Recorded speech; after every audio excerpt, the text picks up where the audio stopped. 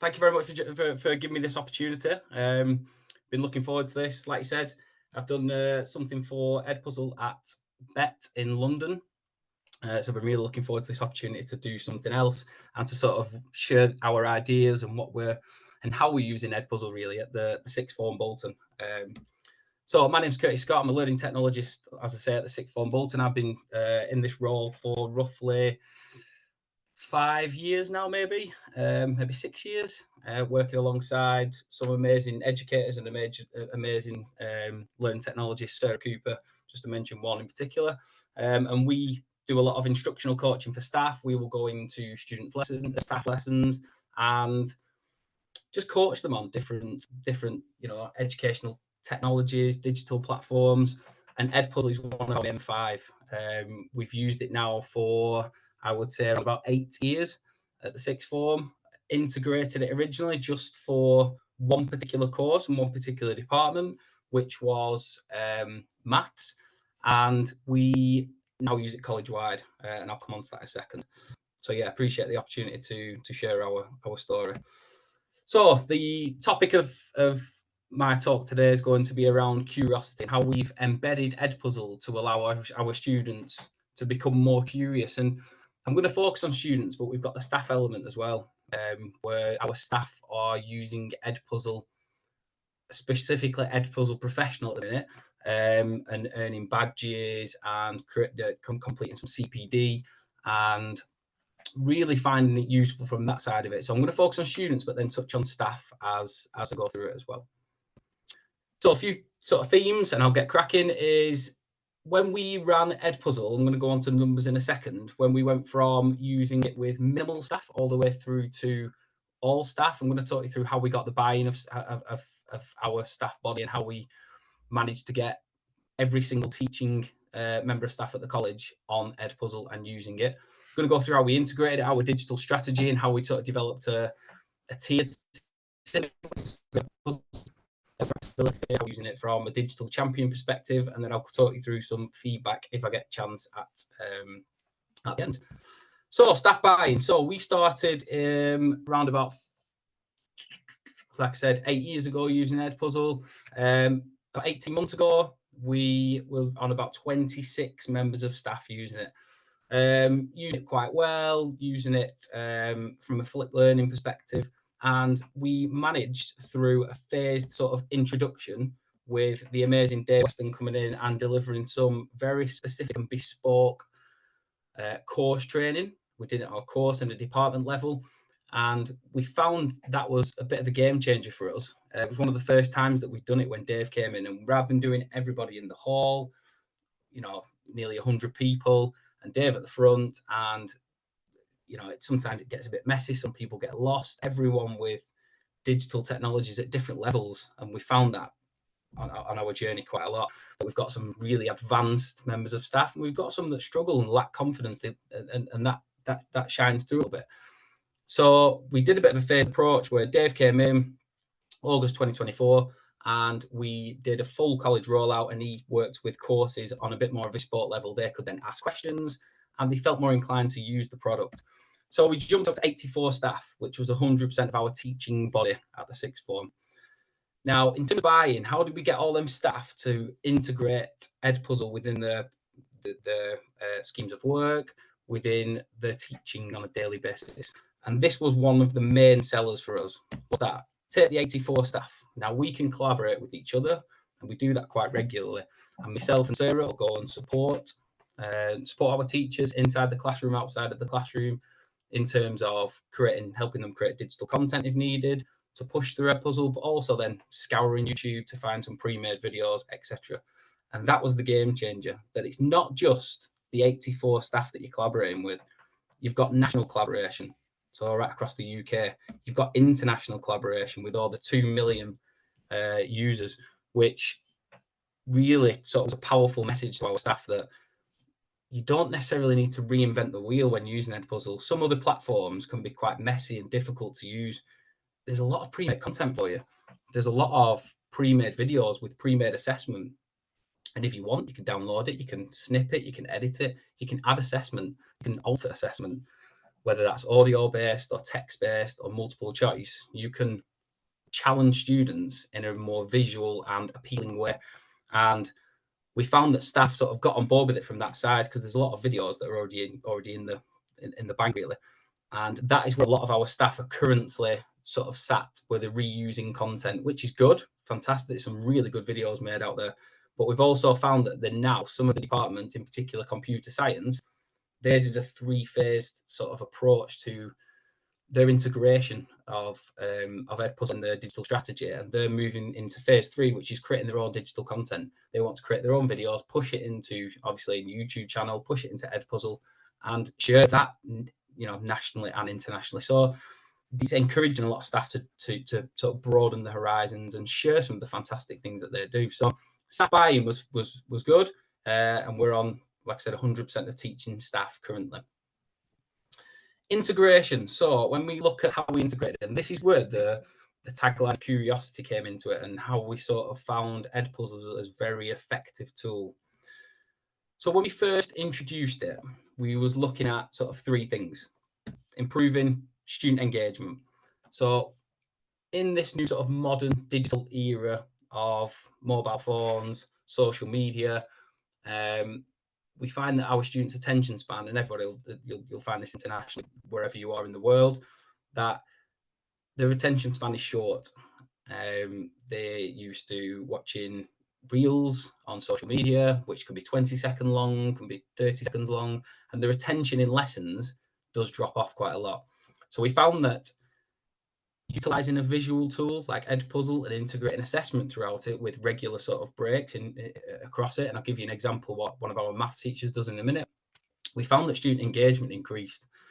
It increased with homework, it increased on a flipped learning perspective, which I'll come on to in a second. And the example from maths is, when he puts videos out to students, he found that at first he was pushing 35, 40-minute videos out, and the students were, yes, probably watching it, would be nipping away for 5 minutes and coming back, most likely, because he set the settings so they couldn't skip it. So he set regular intervals of, assessment, he put assessment in, but he'd also put little questions of, are you still watching? Are you currently watching? So there was a physical, tick box that they had to click. He also then trimmed his videos down, and he found that engagement massively improved and homework massively improved, and the students got on board with it. And like I said, I'll come to the flipped learning perspective. So from a flipped learning perspective, then, we, at the sixth form, we rag rate our students, our knowledge, and we do it from a staff perspective, and students do it from their perspective. So we'll look at the green learning, which is we're going to call it the easy stuff, the amber learning, which is the slightly more challenging, and then the red learning, which is, the more difficult, complex topics within our curriculum. So Edpuzzle's been a massive game changer for our team in maths in particular, where they use it from a flipped learning perspective with all their green learning. So all their green learning will be pushed through videos, short clips, which will set the students up for discussion topics, starter activities, and just to get them sort of thinking and looking around that particular topic area. And we found that has been quite powerful, and that's been pushed. That message has been pushed across the sixth form, and other courses and other departments are starting to pull into that flipped learning perspective from a green learning perspective. But we also use it from the red side, if you will, of the rag rating system, which is subject mastery. When we teach a complex topic or a complex subject, we will find some engaging, some really sort of visually attractive videos that students will enjoy to watch and listen to the content, and watch an interactive video that will just sort of allow them to piece things together and allow them to see it maybe from a different perspective rather than the teacher, allow the piece of the puzzle to be put into place. So we use it from, I'm going to say, the lower ability, but also in the end across the curriculum. So we built it from that platform.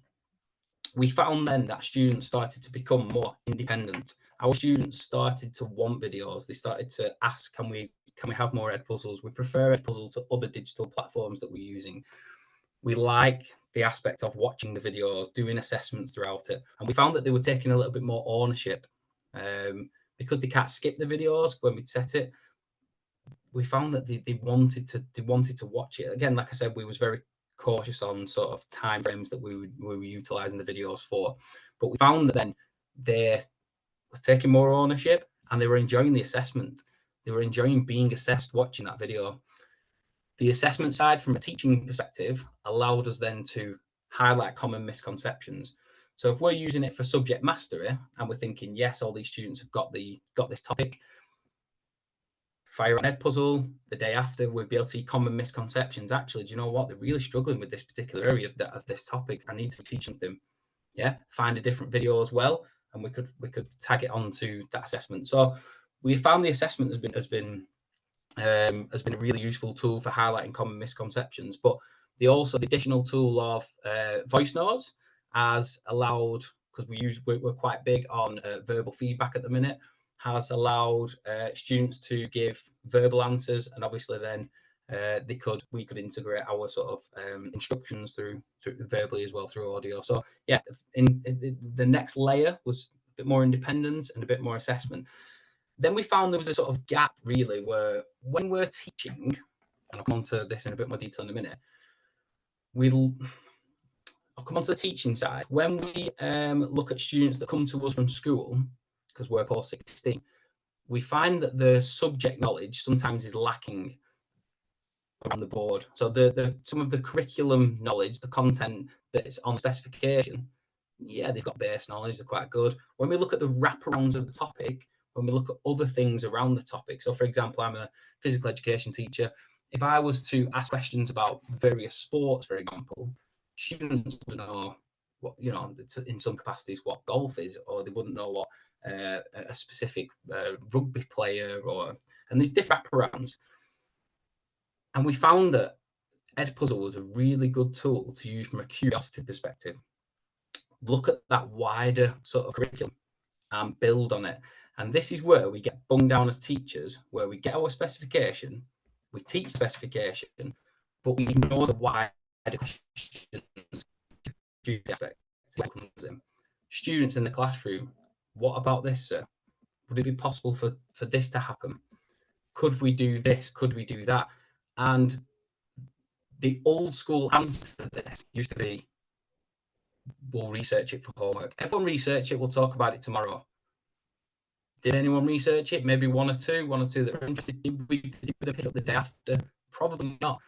And we found that Edpuzzle has been a really good tool for the curiosity side, where we can get students to we'll find a video, watch the video, and then we can obviously embed assessment, highlight misconceptions, and discuss that as a start activity the day after. And we found a lot of subject areas doing that, and it's allowing our students to broaden their horizons around that subject area, which really benefits them when they go to university. And then obviously their work experience, we do something called live briefs, where we get employers coming into the college, and it broadens that wraparound rather than being bunged down on the specification. It also frees up time for the teacher, because there's a lot of pre-made content, pre-made videos, where you're not having to create a homework sheet or everyone go away and research this, and you're having to spend an hour at night and research something.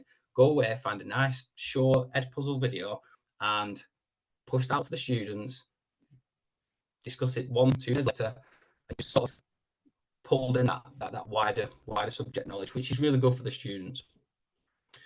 So I found this, like I said, I'm a physical education teacher, so I found this just to give you a sort of example where if I'm in a lesson and we're talking about supplements, so we're teaching nutrition, we're talking about supplements, and a student mentions performance-enhancing drugs. Can we use performance-enhancing drugs? What about this? What about that? What about anabolic steroids? Do we use them in this sport? Could they use them? Are they illegal? Blah, blah.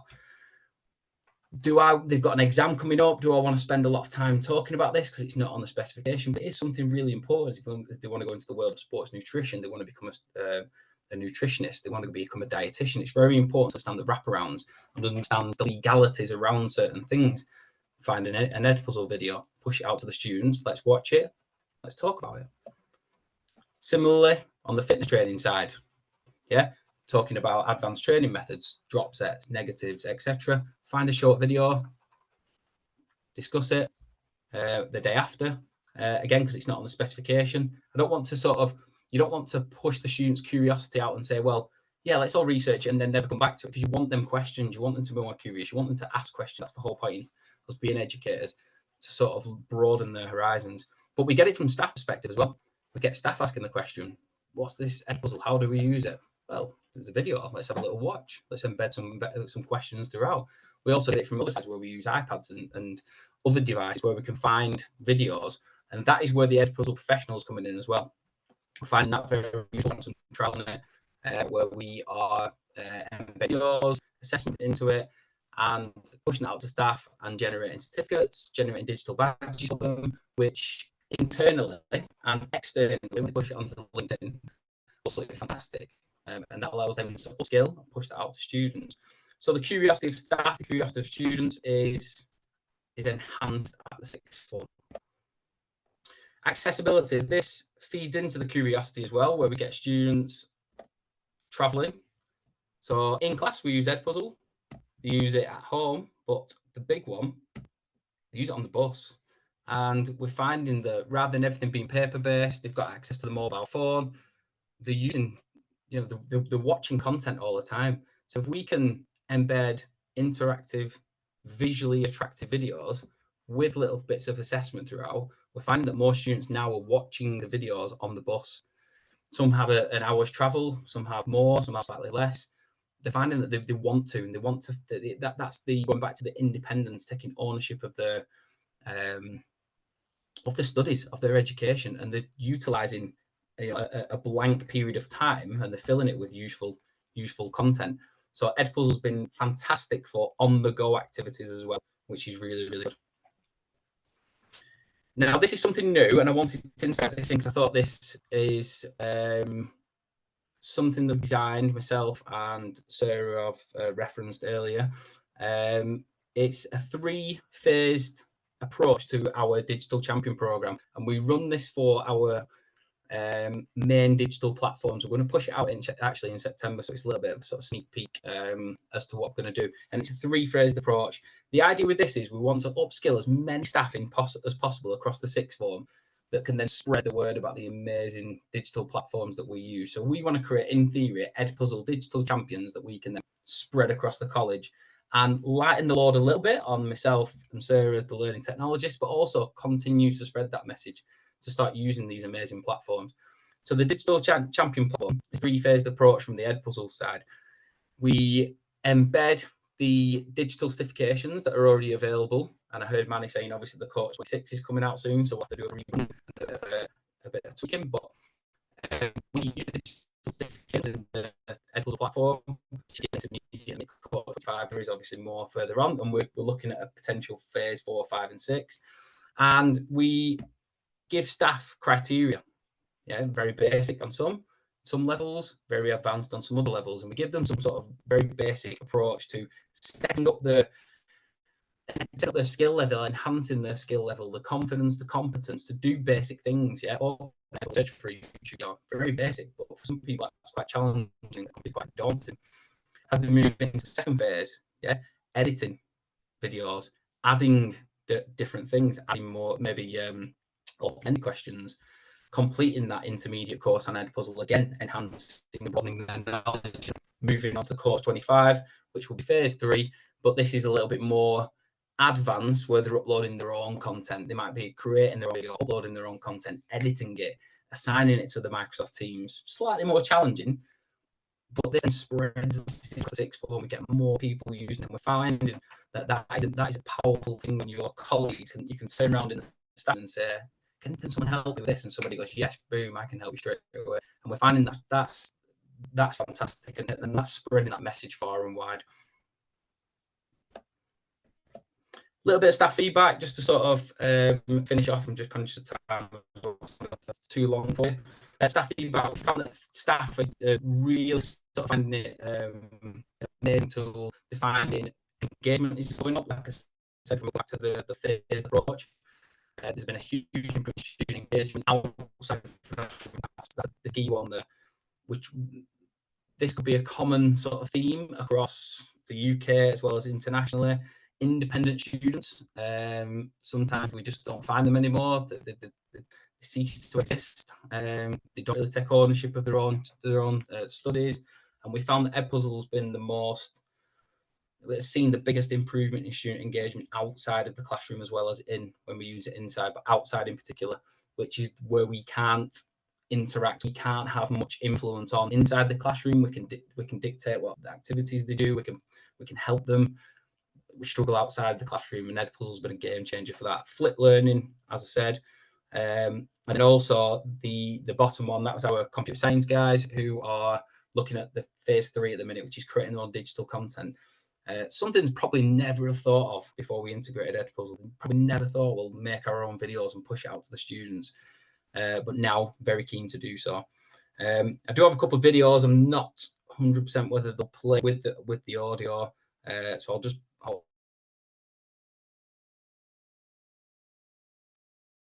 sit past a little bit and on and off. say thank you very much for keeping in touch.